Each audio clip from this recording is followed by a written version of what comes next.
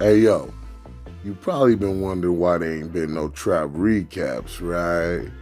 Well, to be honest, my PO had a suspicion I was up to some old gigolo ways of mine, and he told the judge, and he went and timed me out, sent me back for like 90 days. But then the truth came out and I got out early. So now I'm back like four flats on a chiropractic jack, and we gonna get into the next trap recap. Let's do the food. So we start out at our girl Debbie's house. Yeah, she looked like a Debbie, right? And she's just hanging out in quarantine when she gets a knock at the door, in her lingerie, as we all did. And it's Derek. She's like, oh shit, I thought you was Tyrone. He's like, nah, I'm not Tyrone, but I did hear you was about to miss the party of a lifetime. So we decided to bring the party to you. And then as DJ Wong starts setting up stuff, he introduces the main gang.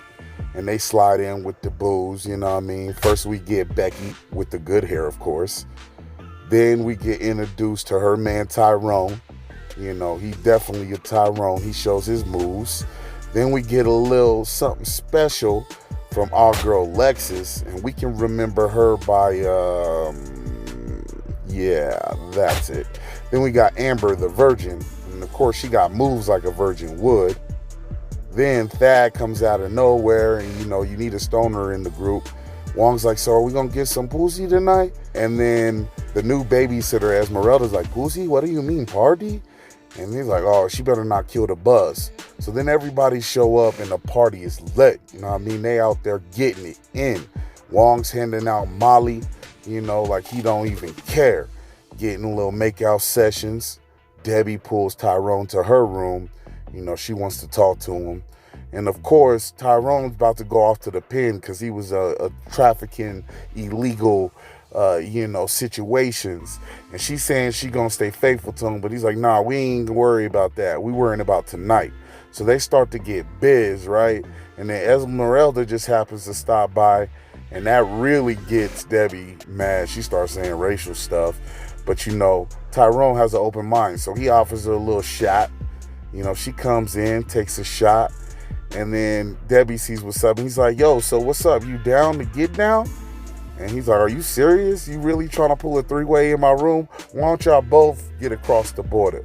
And so while, Wong's just DJing his ass off, the Jake show up. And of course, they got to end up ruining a good time, fuck 12. And then all the ladies and everybody taking off, some people getting a little lucky. Can't be mad at him. And then Tyrone gets that treyway that he was looking for, like he's 6'9". And Debbie pops up and she ain't having that. She's like, yo, all of you keep going for all these colored kids, man. She's like, yo, what's wrong with you? He's like, yo, I'm just acting with my jaw, you know what I mean? And so now we get all of the main gang in the room, and they're like, she's like, why don't we play Good Luck Chucky? And she's like, we don't want to play no little board game. And actually everybody's kind of feeling it because they don't know what to do with themselves now. So she's like, yo, this better not be whack. And she sets up the game with the two pencils, and it's kind of like Ouija, you know what I mean? But for broke people, obviously. It's this don't even sound fun. But the main rule is whatever you ask, you cannot let the pencils drop off the cross position or onto the ground. But that tells Wong he needs to bounce because there's too many players anyways. So he takes off. They start reading the incantation, you know what I mean? Which is always a smart decision, especially with this brand new lady y'all don't even know. So they start asking silly questions like, is Amber really a virgin? It says yes. They start asking if Dad is gay, and he gets mad, so he knocks it off the board and off the table, and Esmeralda tells them they pretty much screwed themselves. So then the boys break off into the kitchen, and he's like, yo, I got that good, that gasolina. Let's get high. So he's like, bet, I ain't got nothing. I'm about to go to the pen. So they roll up, light up, inhale, exhale, and then out of nowhere, the cabinet just opens by itself. So he's like, yo, man, I'm already tripping. I'm geeked up. I'm about to go see what's up with that cut. And then Dad's just in there still smoking. Derek got a text from Amber talking about she want to get down. He finds her outside. She starts stripping. He moves in for the kill. And out of nowhere, she slides a kitchen knife out the back of her shorts and goes in for the kill herself. Slices him up on the arm. And then she starts licking the blood. So he does what anybody would do. Grabs, a bat and hits her across the face. But she like, yo, you hit like a little bitch. So something's going on with Amber. He goes back inside, meets up with everybody. He's like, yo, Amber just tried to kill me, yo. He's like, oh, shit. For real. Amber tried to kill me. And then out of nowhere, he slowly looks up, and it's Amber entering the chat like, what's up? She sees the cut, and she says she ain't had nothing to do with it. And he's like, yo, if you don't believe me, that's on you. But she cut me, man, and I don't trust her. Something's going on. And Tyrone's like, yo, you bugging. Derek's like, yo, I ain't no insect, and this ain't no cap. This real blood, man. Whatever. And as they start to walk away, Tyrone tries to grab up Debbie, and she pushes him like, bitch, don't touch me.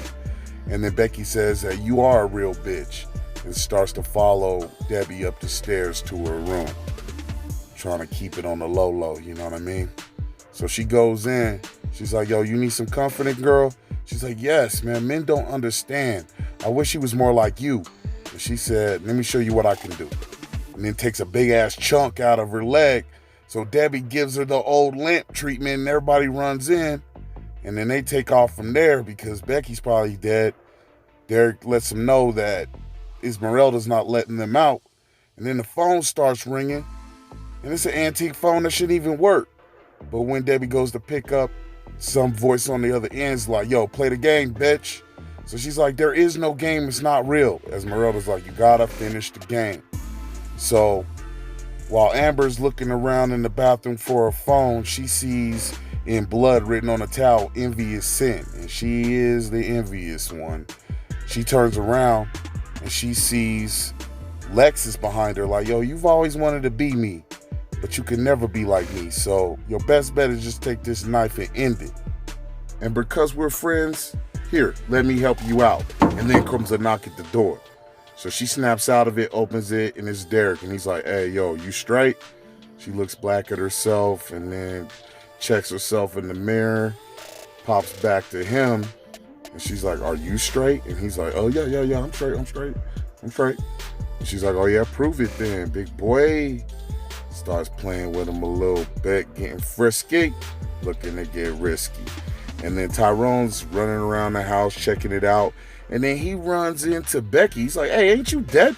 She's like, yo, for real, with a body like this, does it even matter? And he's like, nah, it really doesn't. But they downstairs. So she's like, well, come with me. I'll take care of everything. So she leads him into the room, tells him to strip. He does, of course. And then she tells him to get in the little thing. So he gets in. Then she closes him up in there. And when he turns around, ain't nobody there. He locked inside. And the heat's about to get tight. 100,000 degrees. So they smell something burning. And when they look around, it's Amber. She bleeding. She's like, y'all don't even care about me. Stop playing. She's like, for real, we do care about you, girl. And she's like, oh, yeah? Well, if you care, what do you think about this knife that I'm holding upside down? Oh, yeah, you don't like that? Well, then she just backs up and she goes into self-termination mode. And they try to catch her. And her last words is, tell me I'm pretty. And then she is out of the game. So then they decide they need to finish the game. And they start doing the chant. And then next thing you know, Debbie pops up like, fuck this game. And then she grabs the pistola and she moves on. So then they take off because they're trying to figure it out. And then Debbie's in the room and she's yelling.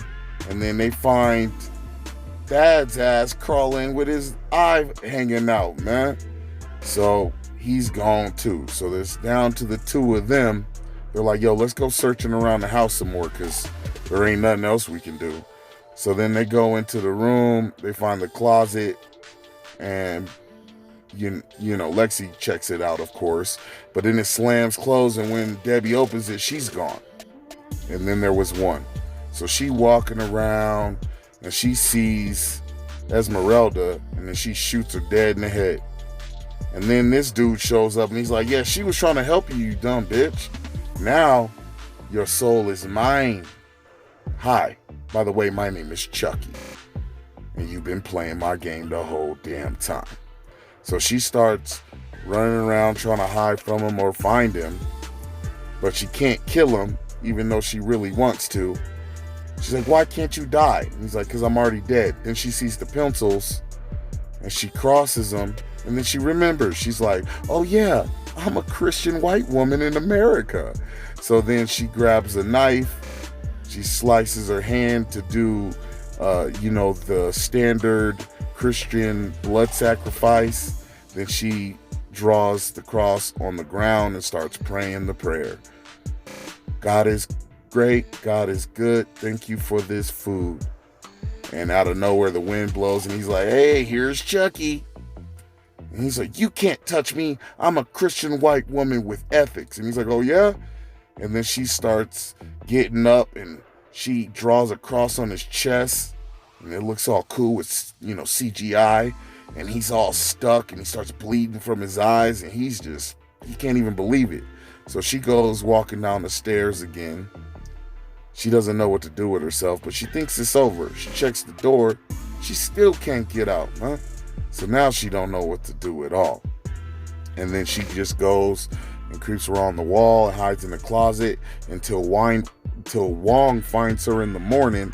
She's like, oh, thank God, the doors are locked. We're locked in. He's like, nah, I walked in, the door's fine. But yo, come out here, girl. She's all, traumatized. She's like, everybody's dead.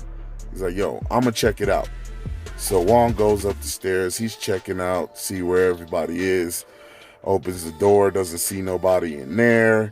He goes to the second door, and this is when we get the flashback. Here's the sting.